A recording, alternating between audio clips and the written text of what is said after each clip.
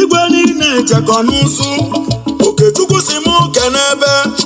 ndị be Chukwu nekenelu mba vaga delele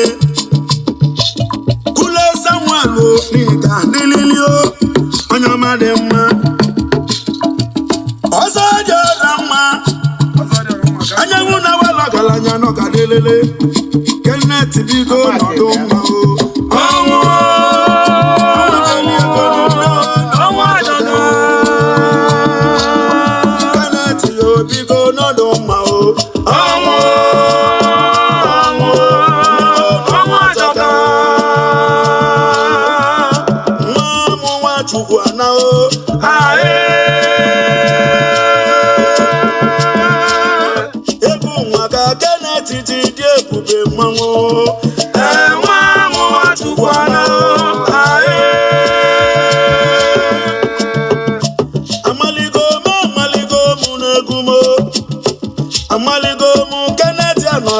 Yo, umabadaza amaligo mune nanuma ijawala ijawala nanuma ijawala ijawala nanuma ijawala ijawala nanuma ijawala ijawala nanuma ijawala ijawala nanuma ijawala ijawala nanuma ijawala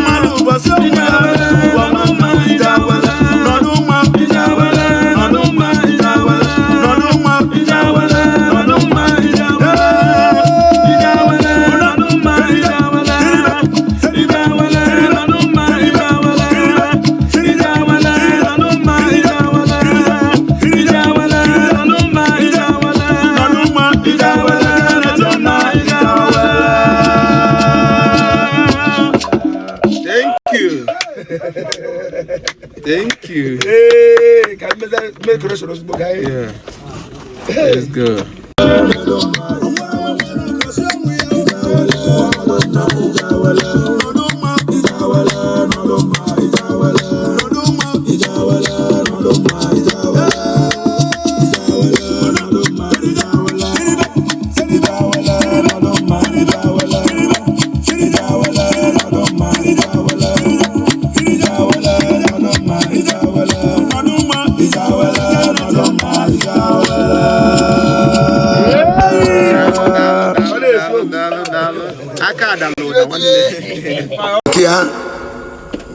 Late Kenneth Chukwuemeka Odili Nwachukwu Nwonya Borika Nwonya Borinidei. May your soul rest in perfect peace. Amen. Obodo yaliba anwa deliego Mobodo eze yaliba n'ụlọ ọnwa deliego ebe nwụgburu Kenneth kanji mani ibu uwe sike obodo eze o obodo yaliba ọnwa deliego obodo eze obodo yaliba ọnwa deliego mobodo eze yaliba n'ụlọ ọnwa deliego ebe nwụgburu Kenneth kanji mani ibu uwe sike obodo eze o obodo yaliba ọnwa deliego Kenneth anabago ọnwa deliego Nwachukwu anabago ọnwa deliego sense ebe nwụgburu Kenneth kanji mani ibu uwe sike obodo eze o obodo yaliba ọnwa deliego obodo eze obodo yaliba ọnwa deliego mobodo eze yaliba n'ụlọ ọnwa deliego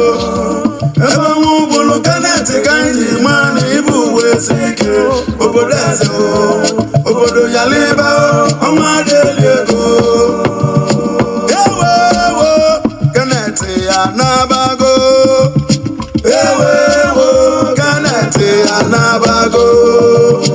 ewewo Kenneth anabago ewewo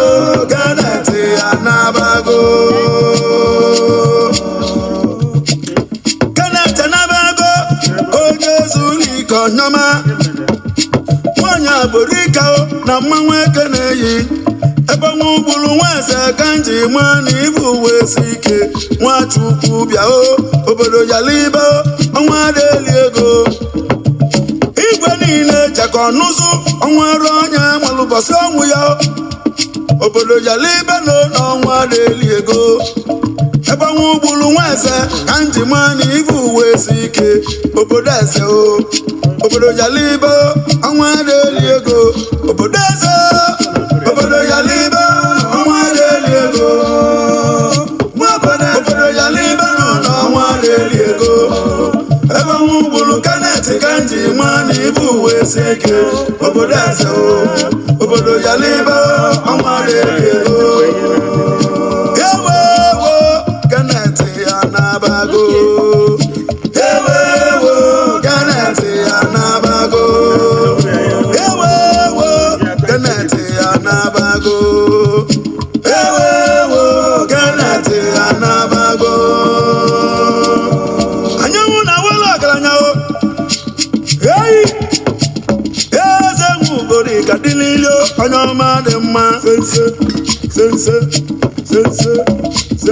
onye nwụrụ ezuru ike na-ekene elome na ọgadị onye ọma dị mma Kenneth anabago anabago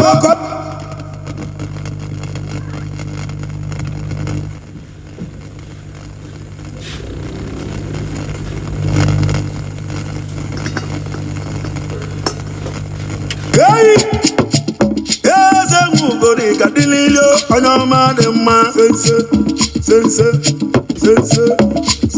onye nwụrụ ezuru ike na-ekene elome na ọgadị onye ọma dị mma Kenneth anabago anabago Emeka anabago ọ bụ ka ọnwụ si adị ọnwa ugburu Kenneth n'ụwa na ọjọrọ njọ nwanne m Kenneth anabago ọ bụ ka ọnwụ si adị obodo yaliba Ọnịcha yaliba ọ bụ ka ọnwụ si adị ọnwa ugburu n'ụwa na ọjọrọ njọ nwanne m Kenneth anabago ọ bụ ka ọnwụ si adị igiliga nwere ndidi